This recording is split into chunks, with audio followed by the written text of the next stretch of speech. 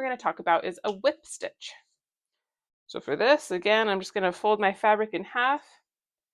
I am going to pretend like I have a knot in the end of my thread, and I would pull this all the way to the end.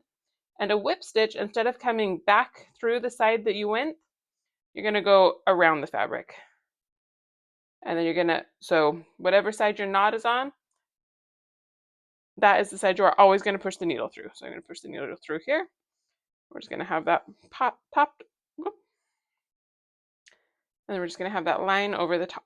So always through the same side. If you hold your fabric flat, you can kind of have your needle facing the table. And know that you're always going from the top down, or you're pointing it towards the table. So now we have this kind of closed stitch over the top.